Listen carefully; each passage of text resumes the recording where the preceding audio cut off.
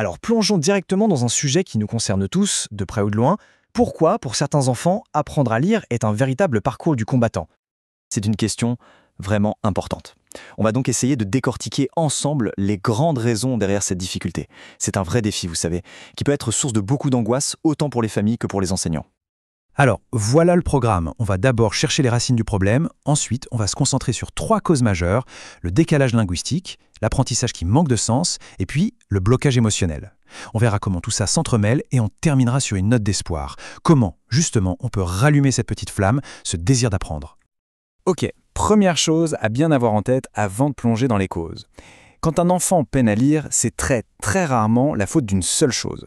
C'est plutôt comme un puzzle complexe avec plusieurs pièces qui ne s'emboîtent pas. On attaque avec la première grande cause qu'on appelle le décalage linguistique. Qu'est-ce que ça veut dire? Eh bien, en gros, c'est quand les mots sur la page sont comme des étrangers pour l'enfant.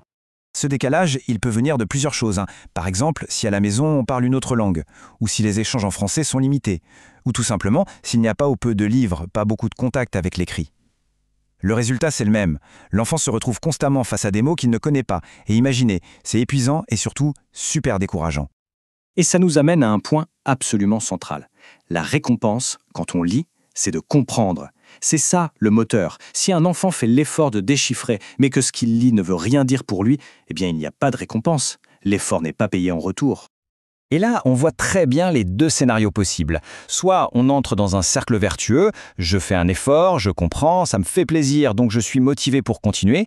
Soit c'est l'inverse, le cercle vicieux, je fais un effort, je ne comprends rien, il n'y a aucune récompense, et forcément, je me décourage et j'abandonne. Alors, comment on fait pour réparer ça? La clé, c'est d'être méthodique. On doit y aller pas à pas. On commence avec des tests hyper simples, avec des mots que l'enfant connaît déjà. Le vocabulaire nouveau, on l'apprend à part. L'idée, c'est de s'attaquer à une seule difficulté à la fois pour que l'enfant reprenne confiance.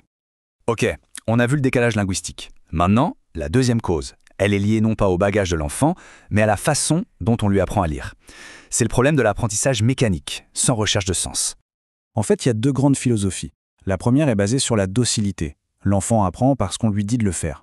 C'est souvent le cas avec des méthodes syllabiques très classiques qui peuvent paraître un peu rébarbatives. L'autre approche, elle, mise tout sur la curiosité.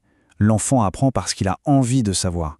Et ça, c'est un moteur tellement, mais tellement plus puissant. Regardez, cette méthode basée sur la curiosité, c'est assez génial. D'abord, on montre une image. On demande à l'enfant, à ton avis, qu'est-ce qui est écrit en dessous? L'enfant fait une hypothèse. Ensuite seulement, on révèle la phrase. Et là, le déchiffrage n'est plus une corvée, ça devient un jeu, un moyen de vérifier si on avait raison. L'enfant devient une sorte de détective.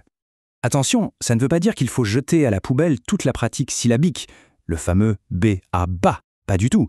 Mais on peut la transformer en jeu, en faire une activité ludique qui vient en soutien de l'objectif numéro 1, la recherche de sens. On arrive à la troisième grande cause, qui est peut-être la plus délicate et souvent la plus sous-estimée. C'est le blocage affectif. Parce que oui, les émotions jouent un rôle absolument crucial dans l'apprentissage. Le grand ennemi de l'apprentissage, c'est le stress. C'est simple, un cerveau en état d'anxiété, de peur, ne peut pas apprendre correctement. Il ne peut pas créer les automatismes qui sont indispensables pour lire de façon fluide. Et ce stress, il peut avoir des sources très diverses. Ça peut être des violences à la maison, des disputes graves entre les parents, mais ça peut aussi être un environnement scolaire trop strict, un enseignant trop sévère, et bien sûr, tous les enfants ne réagissent pas de la même manière, ça dépend beaucoup de leur sensibilité. Face à ça, une chose est sûre, l'enseignant ne peut pas tout régler seul. C'est impossible. La solution, elle est forcément collective.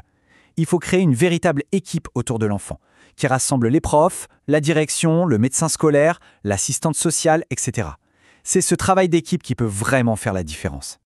Maintenant qu'on a vu ces 3 causes, il faut bien comprendre quelque chose d'essentiel. Elles sont rarement toutes seules. La plupart du temps, elles s'additionnent, elles se combinent et pire, elles se renforcent les unes les autres.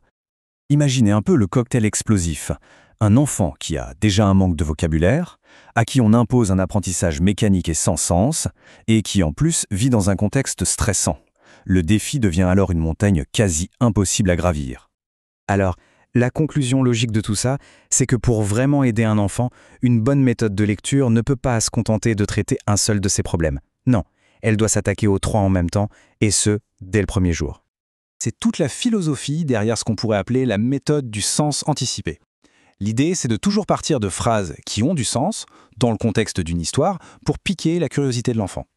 En s'assurant qu'il comprend ce qu'il lit, on crée une expérience positive, sans stress. Et c'est ça qui peut vraiment redonner le goût de lire. Au fond, tout ça nous amène à une question. Et si la véritable clé, ce n'était pas de voir la lecture comme une corvée à maîtriser, mais plutôt comme une joie à découvrir? Et si tout était là?